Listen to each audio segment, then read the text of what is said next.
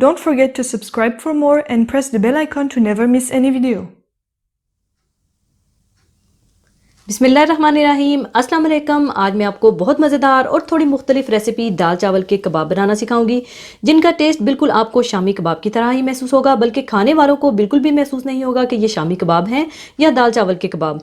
यानी इसमें सारे मसाले और दाल शामी कबाब के ही होंगे, लेकिन सिर्फ कीमे की जगह चावल का इस्तेमाल होगा। तो इसके बनाने के लिए मैं ले रही हूँ उबले हुए चावल। मैंने 1 कप चावलों को धोकर भिगोकर उबाल कर रख लिया था। और इसके अलावा चने की दाल 2 कप, जिसे आप धोकर कम से कम 1 से 2 घंटे के लिए भिगोकर रख लीजिएगा। और इसके अलावा थोड़ा सा कटा हुआ हरा धनिया, थोड़ा सा पुदीना, बारीक कटी हरी मिर्चें 4 अदद और 1 अदद रफली कटी प्याज, 8 से 10 जवे लहसुन के, नमक हस्बे ज़रूरत, garam masala powder half teaspoon, 1 tablespoon कुटी हुई अदरक, फ्रेश अदरक और 2 टेबलस्पून कॉर्नफ्लोर। और इसके अलावा साबुत मसाले चाहिए होंगे, जिसे मैं पीसकर आखिर में दाल में शामिल करूंगी। उनमें है 10 से 12 अदद साबुत लाल मिर्चें, 1 टीस्पून साबुत धनिया, 1 टीस्पून साबुत ज़ीरा, हाफ टी स्पून साबुत काली मिर्चें, 4 अदद लौंगे, 4 अदद सब्ज़ इलायची, 1 से 2 अदद तेज़पत्ता, बड़ी मोटी काली इलायची 2 अदद और 1 टुकड़ा दालचीनी का। इसके अलावा फिटे हुए अंडे चाहिए होंगे कबाब को कोट करके तलने के लिए, और तलने के लिए तेल चाहिए होगा। तो सबसे पहले एक बर्तन में डाल लें दाल, कुटी हुई अदरक, नमक, साबुत गोल मिर्चें, लहसुन के जवे, रफली कटा हुआ प्याज और पानी। और इसमें इतना पानी डालिएगा कि जिसमें दाल अच्छी सी गल जाए और पानी भी खुश्क हो जाए।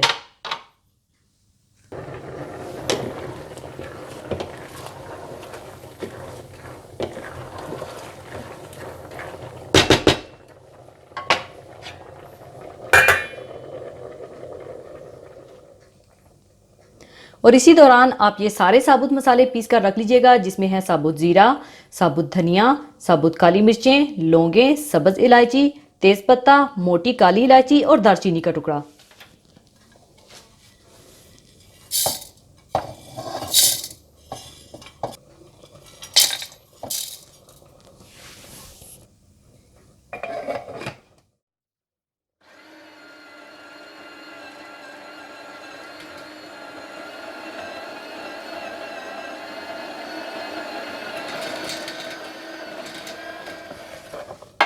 आप देख सकते हैं कि बहुत अच्छा मसाला पिस चुका है। और जब दाल का पानी तकरीबन खुश्क होने वाला होगा तो ये मसाला मैं दाल में शामिल कर दूंगी। और जब पानी तकरीबन थोड़ा सा खुश्क हो जाए तो आप इसमें ये मसाला डालकर मिला लें और मुकम्मल तौर पर पानी खुश्क कर लें।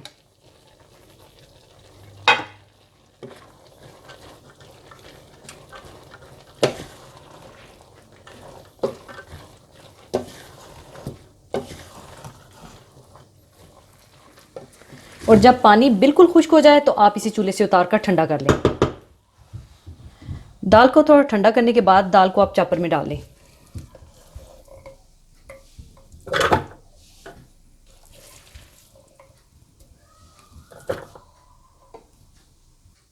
और साथ ही डाल दें उबले हुए चावल,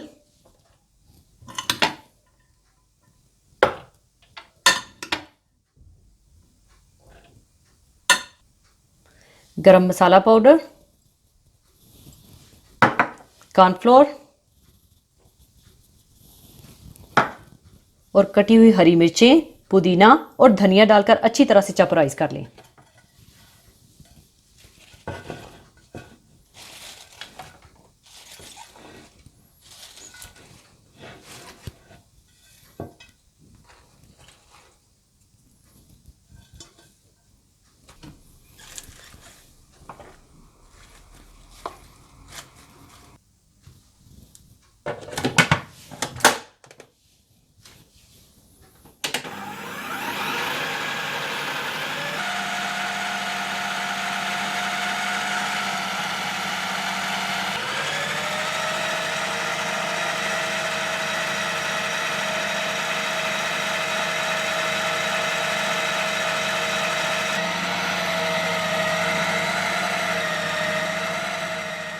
अच्छी तरह से चॉपराइज करने के बाद आप हाथों पर तेल लगाकर इसके कबाब बना लें।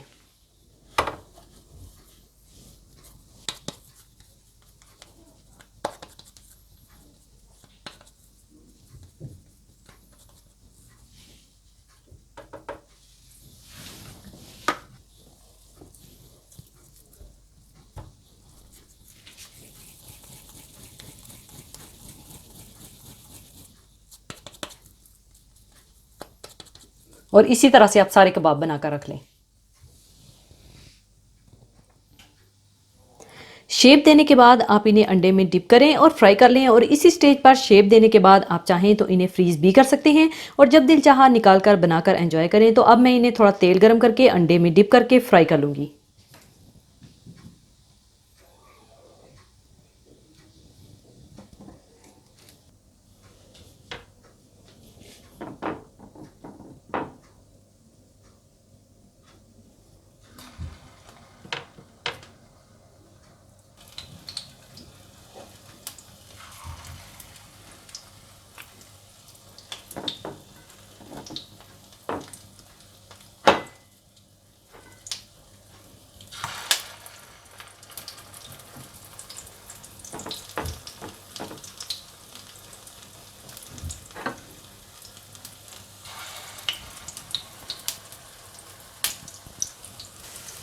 एक साइड पकने के बाद आप इसकी साइड चेंज कर दें।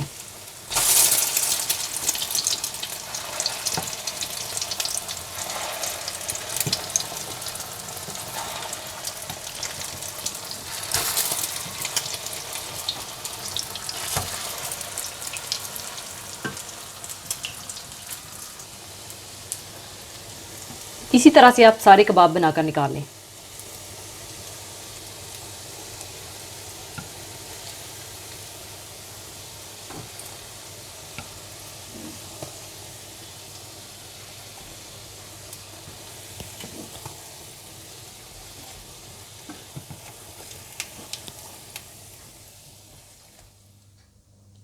लीजिए, बहुत मज़ेदार दाल चावल के कबाब तैयार हैं। इसे इमली की चटनी या पुदीने की चटनी के साथ सर्व कीजिएगा। तो ज़रूर ट्राई कीजिएगा, शेयर कीजिएगा और लाइक कीजिएगा और मुझे अपनी दुआओं में याद रखिएगा। और जाने से पहले एक हदीस पाक शेयर करना चाहूँगी। हदीस पाक इस तरह से है। हज़रत अबू हुरैरा रज़ियल्लाहु ताला अन्हु से रवायत है कि रसूलुल्लाह सल्लल्लाहु अलैहि वसल्लम ने इरशाद फरमाया कि अगर मैं अपनी उम्मत पर इस बात को मुश्किल ना जानता तो मुसलमानों को ये हुक्म देता कि वो ईशा की नमाज देर से पढ़ें और हर नमाज के लिए मिसवाक करें।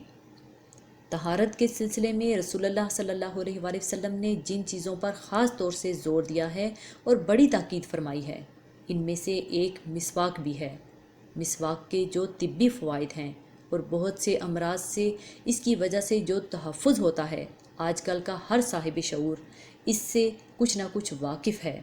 लेकिन दीनी नुक्ता निगाह से इसकी असल अहमियत ये है कि वो अल्लाह ताला को बहुत ज़्यादा राज़ी करने वाला अमल है। जैसा कि इस रवायत से मालूम होता है, मिसवाक मुंह को बहुत ज़्यादा पाक और साफ़ करने वाली और अल्लाह ताला को बहुत ज़्यादा खुश करने वाली चीज़ है। इस हदीस पाक में सरकार दो आलम सल्लल्लाहु अलैहि वसल्लम ने दो बातों का जिक्र फरमाया। पहली ये कि अगर मुझे इस बात का खौफ ना होता कि मेरी उम्मत दुश्वारी में मुब्तला हो जाएगी तो इसमें ये लाजमन हुक्म देता कि तमाम मुसलमान ईशा की नमाज ताख़ीर से पढ़ा करें। दूसरी बात मिसवाक के बारे में फरमाया कि अगर इस मामले में तंगी और मुश्किलात का खौफ ना होता तो इस बात का ऐलान कर देता कि हर नमाज के वक्त मिसवाक करने को लाजिम करार दे देता। लेकिन आप सल्लल्लाहु अलैहि वसल्लम उम्मत के हक़ में सरापाई रहमत और शफ़क़त हैं, इसलिए आप सल्लल्लाहु अलैहि वसल्लम ने इन चीज़ों को फ़र्ज़ का दर्जा नहीं दिया कि फ़र्ज़ होने की शक्ल में मुसलमान तंगी और काहली की बिना पर इन फ़राइज़ पर अमल नहीं कर सकेंगे और नतीजे के तौर पर गुनाहगार होंगे। लिहाजा इनको सिर्फ मुस्तहिब ही करार दिया कि अगर कोई शख्स इन पर अमल ना करे तो इससे कोई पूछ नहीं होगी और जो अमल करे तो ये उनके हक़ में सरासर सआदत और नेक बख्ती की बात होगी। मिसवाक करने में बड़ी खैर व बरकत है और बहुत फजीलत है। चुनाचा अहादीस की किताबों के मुताले से ये मालूम होता है कि मिसवाक करने की फजीलत में कमो बेश 40 हदीसें वारिद हुई हैं। फिर ना सिर्फ ये कि मिसवाक करना सवाब का बाइस है, बल्कि इससे जिस्मानी तौर पर बहुत से फ़ायदे होते हैं। चुनाचा मिसवाक करने से मुंह पाक और साफ रहता है, मुंह के अंदर बदबू पैदा नहीं होती, दांत सफ़ेद और चमकदार होते हैं, मसूड़ों में कुव्वत पैदा होती है और दांत मजबूत हो जाते हैं। एक और रवायत में तो मिसवाक की अहमियत इस तरह बयान फरमाई गई है। रसूलुल्लाह सल्लल्लाहु अलैहि वसल्लम ने फरमाया कि फ़रिश्ते जिब्राइल अलैहिस्सलाम जब भी मेरे पास आते, हर दफ़ा उन्होंने मुझे मिसवाक के लिए ज़रूर कहते, यहाँ तक कि ये मुझे खौफ हुआ कि कहीं मिसवाक की ज़्यादती से मैं अपने मुंह के अगले हिस्से को छील ना डालूं। नमाज की कदर कीमत बढ़ाने में मिसवाक की अहमियत का अंदाज़ा इस रवायत से बखूबी किया जा सकता है। जो नमाज मिसवाक करके पढ़ी जाती है वो बग़ैर मिसवाक के पढ़ी जाने वाली नमाज से 70 दर्जा बेहतर और अफजल है। जिस काम में मेहनत और मुशक्क़त ज़्यादा हो, आम कायदा है कि इसकी कदर कीमत और अजर सवाब भी ज़्यादा होता है। लेकिन इस हकीकत को नज़रअंदाज नहीं किया जा सकता कि उम्दगी, खुशनुमाई और सलीकामंदी भी बड़ी अहम चीज़ है।